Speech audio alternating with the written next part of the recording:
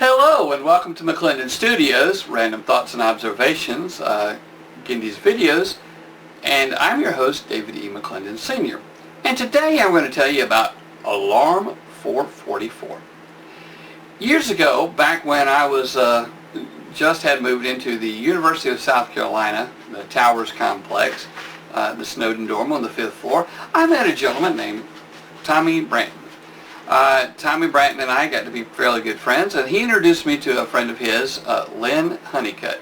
And Lynn is visually impaired, and that's important in this story because Lynn ultimately took a course in audio recording through the Media Arts Department there at Carolina, and I was a Media Arts major. Lynn being visually impaired, it would be difficult for him to do editing back then on a tape, where back then you took your quarter-inch tape, you put it in a splicing block, you cut it, you took the ends out, and you found the other pieces that you were going to put together and tape them together. And so it's difficult for a person that can see well to do it, which I could see fairly well at that time. Of course now I'm legally blind, but anyway, I could see well enough at that time to put these stuff together, put the tapes back together. And so Lynn's professor told him that he could have help from someone to actually do the hands-on editing of it, as long as he was involved in the editing process. So we chose to go to Lynn's grandparents' house. Lynn was living with his grandparents at the time during the school year, and he had a little apartment downstairs at his grandparents' house.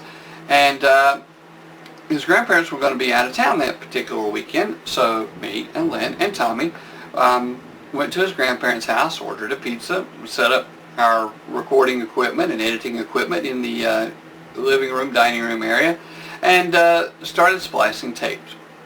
Well, I don't remember a whole lot about this tape, but what it was like a radio play, where people had had several different takes of a radio play, and there were several things that repeated, and the one that repeats the most in my mind is where a gentleman said in a mock Irish accent, "Include me clothes."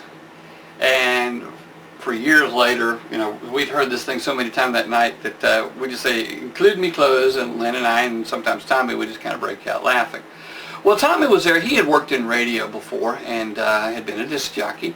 And so he was there a little bit more for moral support than anything else, but also because he could help advising on this, but more just, you know, to be a friend and kind of hang out, a little pizza party kind of thing.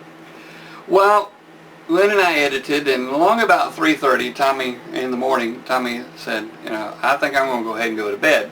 So we thought he went upstairs to the guest room to go to sleep. Anyway, a little bit later, just before 4 o'clock in the morning, actually, Lynn and I finished up. We were satisfied with what we had, and we decided to go ahead and call it a wrap. And everything was labeled, everything was ready to go. And we went downstairs, and just at the bottom of the stairs was a couch, and that's where I was going to sleep that night, so I lay down on the couch. And I hadn't been at Lynn's grandparents' house, the downstairs part, ever before, so I had no idea where exactly Lynn was going, and Lynn didn't need to turn on the lights because, you know, since he couldn't see anyway, why turn on a light? Well, I didn't see where he went.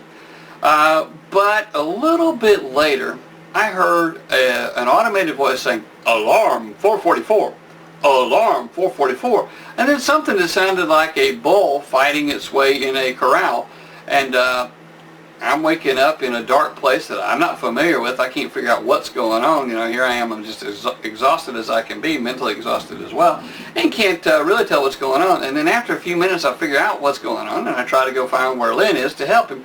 And what had happened was, before Tommy went to bed, he went and he rearranged Lynn's bedroom completely. And he set the alarm clock, the talking alarm clock, for 4:44, and hid it.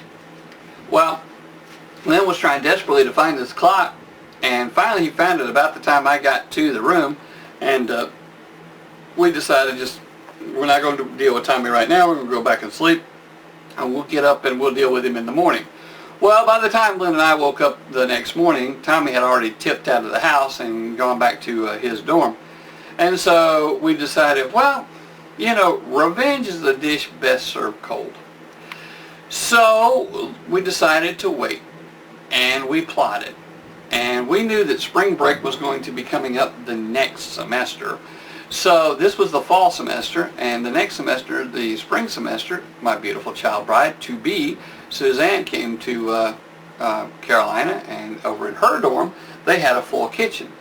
So we decided that for the night before spring break actually started, before we had to leave to go home for spring break, that we'd have a meal cooked in my room, because I had a electric frying pan and several other utensils that could be used for cooking, and Suzanne baked a chocolate cake. Anyway, we consulted with some pharmacy students and their advisor, and these particular pharmacy students were brothers, and their father, their grandfather, and his father before him had all been pharmacists. And we wanted to know exactly how much X-Lax could we give Tommy without hurting him. And we discovered that we shouldn't go over the recommended dosage, that 2 pills was the most that we should give him. So we took 2 unflavored X-Lax pills, and I ground them up into a fine powder, put that into a little bit of water, dissolved it into a little bit of water, and we took Suzanne's chocolate cake, and I cut it and asked Tommy which piece he wanted. And so as I turned to put the cake on the plate, I sprinkled that little bit of water over the cake, and since the cake was already moist, he never noticed. Anyway, and since he saw us already eating the cake, he knew we couldn't have tainted the cake, not the whole cake. I mean, we're eating it, so he eats up his cake, and we've had fried chicken and cake and several other great things, and then it was time to get ready to leave to go back home, because the dorms were closing. Anyway, so Tommy had these 2 unflavored X-Lax pills on his cake, and the next day we got a phone call. Now, one thing you need to know is that at that point in time, between Columbia, South Carolina and Moncks Corner, South Carolina, where Tommy had to go, there were only 2 24-hour restrooms, and those were 2 rest areas along the way. There were only 2, and that was all there was. It would be open 24 hours. So the next day, I got this call back at my house in Iowa, and it was Tommy on the other end. He said, and I don't remember the exact times, but he said, "David, I thought about you last night about 1 o'clock in the morning at the rest area. Then again, about 2 o'clock, I thought about you. Well, about 3 o'clock, I thought about you, and then I decided to head on to the back the rest of the way to Moncks Corner.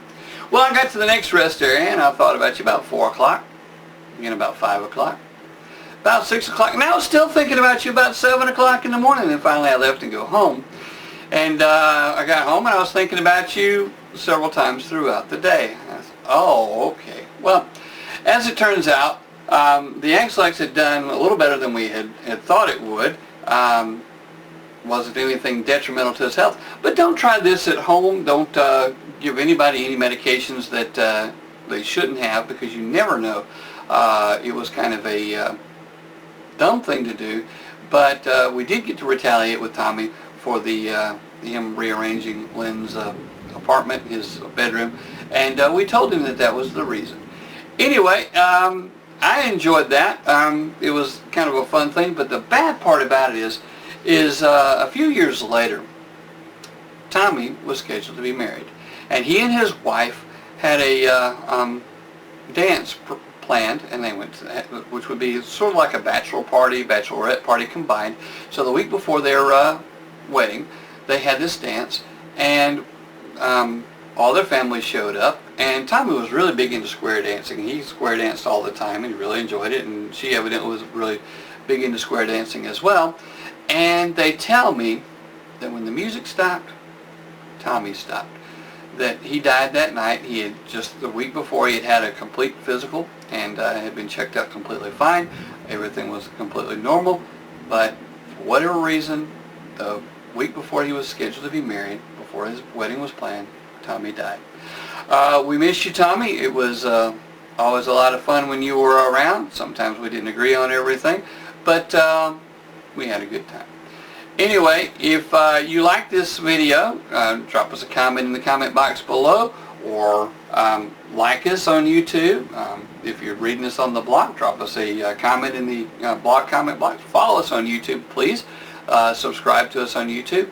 And if you would, drop us a comment to our email address at gindysvideos@gmail.com. That's GINDYSVIDEOS@gmail.com. And we thank you.